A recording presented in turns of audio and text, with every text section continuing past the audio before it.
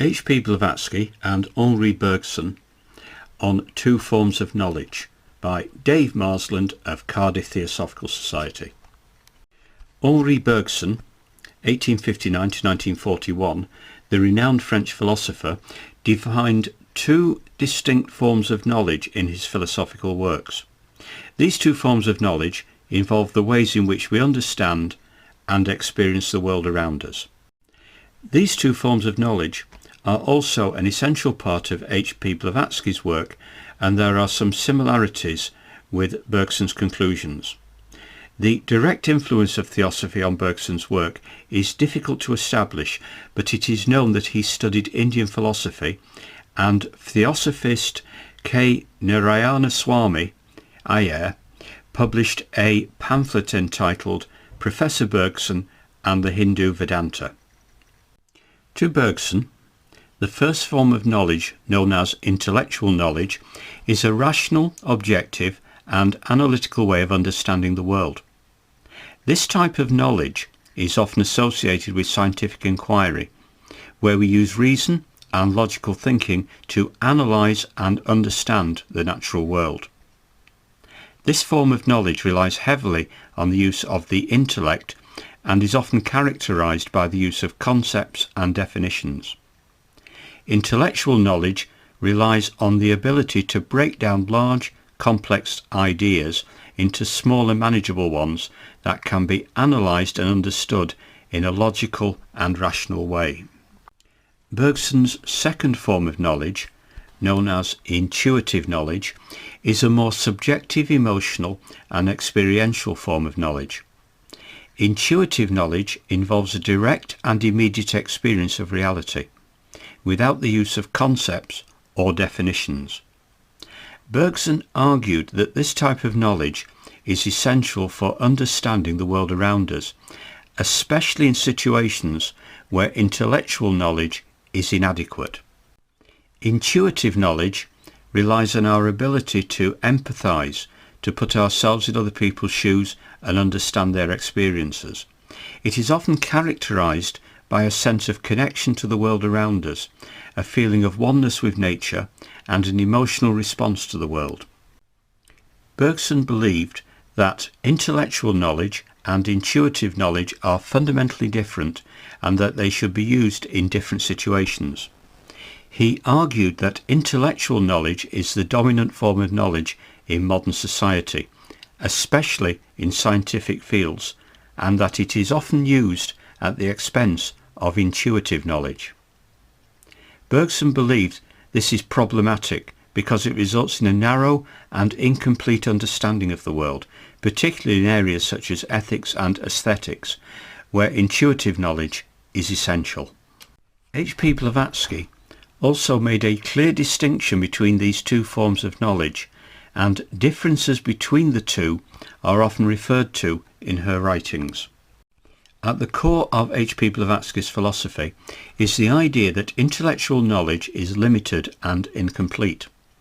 According to her, the intellect can only grasp a small part of reality, and it does so through the use of language and concepts, which themselves are limited and imprecise.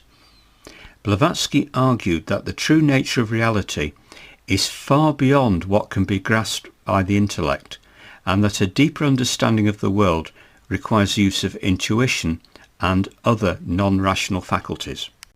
Blavatsky's view of intellectual knowledge is informed by her understanding of the nature of consciousness.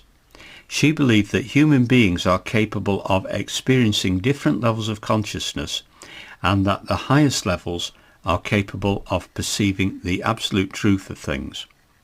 This level of consciousness, she argued, is not accessible through the use of intellect alone, but requires the cultivation of spiritual practices such as meditation and other inner work.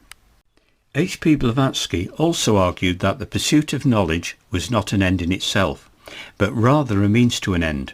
For her, the ultimate goal of human existence was the attainment of spiritual liberation, or the union of the individual soul with the divine. This goal, she believed, could not be achieved through the accumulation of intellectual knowledge alone, but required the cultivation of spiritual virtues such as love, compassion and selflessness. The concept of intuition is one of the central themes of Blavatsky's work. She regarded intuition as a fundamental aspect of human consciousness and a key to spiritual development. As with Bergson, she believed that the emphasis of rational intellectual reasoning in society is a limiting factor in human development.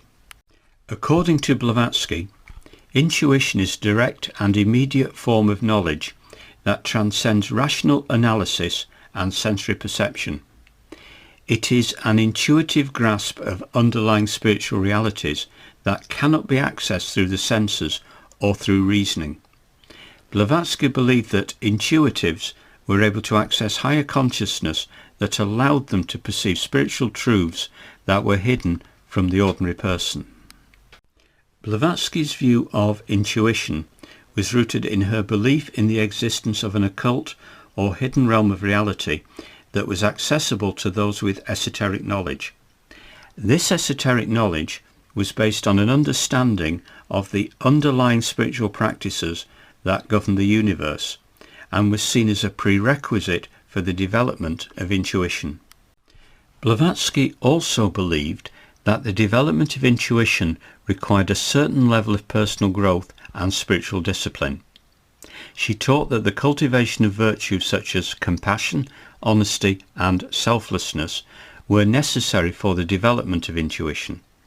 Furthermore, Blavatsky believed that intuition was not simply a matter of passive reception, but rather required active engagement with the world and with other humans. In conclusion, both H.P. Blavatsky and Henri Bergson made a clear distinction between intellectual and intuitive knowledge, and both saw the former as a limiting factor. Bergson saw the value of intuition for the understanding of human experience, whereas Blavatsky went further, regarding intuition as a route to spiritual progress and self-realization.